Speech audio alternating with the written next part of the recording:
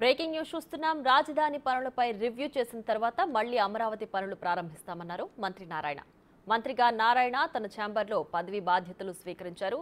గతంలో ఉన్న అనుభవం దృష్టిలో పెట్టుకుని నిర్మాణాలు వేగంగా పూర్తి చేస్తామన్నారు.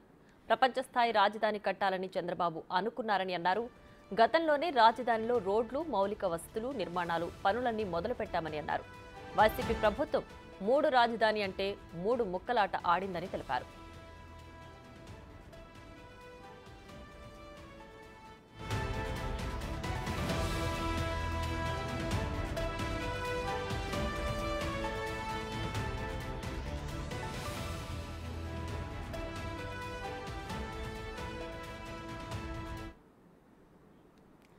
ఇక ఇదే అంశానికి సంబంధించి మరింత సమాచారం మా ప్రతినిధి సాయి శంకర్ లైవ్ లో అందించడానికి సిద్ధంగా ఉన్నారు. సాయి శంకర్, చెప్పండి. మంత్రి నారాయణ పదవి బాధ్యతలు స్వీకరించారు. ఆ తర్వాత రాజధాని అంశాన్ని ప్రధానంగా ప్రస్తావించారు కదా, దీనికి సంబంధించి పూర్తి డీటెయిల్స్ ఏంటి? ప్రియా కొద్దిసేపటి క్రితమే తన ఛాంబర్లో పట్టణాభివృద్ధి మున్సిపల్ శాఖ మంత్రిగా మంత్రి నారాయణ బాధ్యతలు స్వీకరించడం జరిగింది. బాధ్యతలు స్వీకరించిన నేపథ్యంలో అమరావతి అభివృద్ధికి సంబంధించినటువంటి అంశాలపైన కూడా కీలకమైనటువంటి వ్యాఖ్యలు చేశారు. ప్రస్తుతం మంత్రి నారాయణ మనతో పాటు ఉన్నారు. సార్, చెప్పండి, బాధ్యతలు ఈరోజు స్వీకరించడం జరిగింది, ఎలా ఫీల్ అవుతున్నారు సార్? నేను ఈరోజు మున్సిపల్ శాఖ మంత్రిగా యాక్చువల్గా ఛార్జ్ తీసుకున్నానండి. అయితే ఇప్పుడే ఇక్కడ రైతు సోదరులు కూడా వచ్చారు. ఈ యొక్క మున్సిపల్ శాఖలో అమరావతి రాజధాని అనేది చాలా ఇంపార్టెంట్ ఇష్యూ. ఎందుకంటే ఈ యొక్క రాష్ట్రానికి ఒక మంచి రాజధాని కట్టాలని, ప్రపంచంలో ఉన్న టాప్ 5 రాజధానులు ఒకటి కావాలని ఆ రోజు ముఖ్యమంత్రి నారా చంద్రబాబు నాయుడు గారు ఆదేశించడం, దాని మీద ల్యాండ్ పుల్లింగ్ పోవాలని నిర్ణయించడం, 2015 జనవరి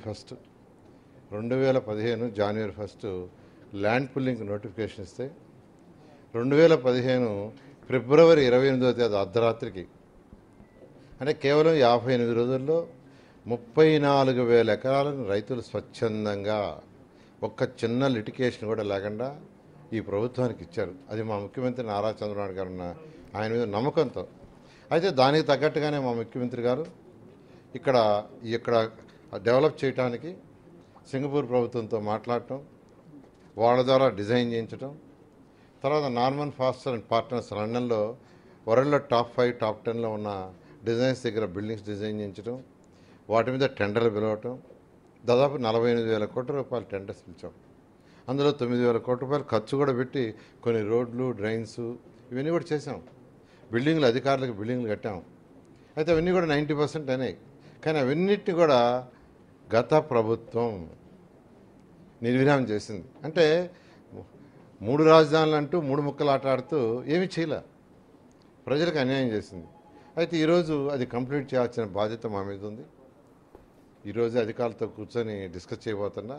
అయితే గతంలో నాకున్న అనుభవం, అంటే 2014-19 దాకా నేను సిఆర్డీ చూశాను కాబట్టి అనుభవం ప్రకారం ఈ బిల్డింగ్స్ కావచ్చు, ఈ రోడ్లు కావచ్చు, ఇవన్నీ కూడా ఫేజ్ 1 2.5 సంవత్సరంలో పూర్తి చేయగలమనే అవగాహన ఉంది.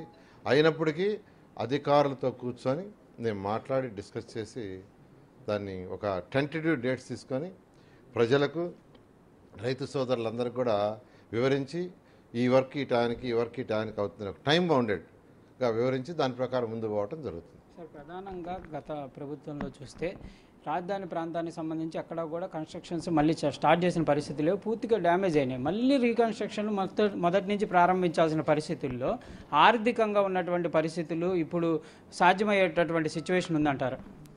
ఖచ్చితంగానండి. యాక్చువల్గా అంటే కొన్ని రోడ్లు గిడ్లు అన్నీ కూడా డ్యామేజ్ అయినాయి అని చెప్పారు. అదేవిధంగా కొంత మెటీరియల్ కూడా తీసుకెళ్ళిపోయారు, థెఫ్ట్ జరిగిందన్నారు. అవన్నీ కూడా అధికారులను పెట్టి ఎస్టిమేషన్ చేయించాలా. అందుకనే అధికారులతో కూర్చొని డిస్కస్ చేసి ముందుకు పోవడం జరుగుతుంది. అందుకని నేను చెప్పేది అవన్నీ కూడా. అంటే బడ్జెట్ అనేది ఎట్లా ఉంది ఏంటి అనేది మీకు ఒక అవగాహన ఉంది కదా. మళ్ళీ ఇంత రాజధాని నిర్మాణం చేపట్టాలంటే 1,000 కోట్లు అవుతాయని గత ప్రభుత్వం చెప్పినటువంటి పరిస్థితులు కూడా ఉన్నాయి. అలాంటి సిచ్యువేషన్లో మరి సాధ్యపడేటటువంటి పరిస్థితులు ఉంటాయి. మీరు 2.5 ఏళ్లలో పూర్తి చేస్తామని కూడా చెప్తున్నారు కదా. ఖచ్చితంగానండి. ఏదైనా ఒక ప్లాను, ఆలోచన, డిస్కషన్స్ అన్నీ ఉంటే జరుగుతుంది. పోయినసారి కూడా 9,000 కోట్లు ఖర్చు పెట్టాం. 9,000 కోట్లు ఖర్చు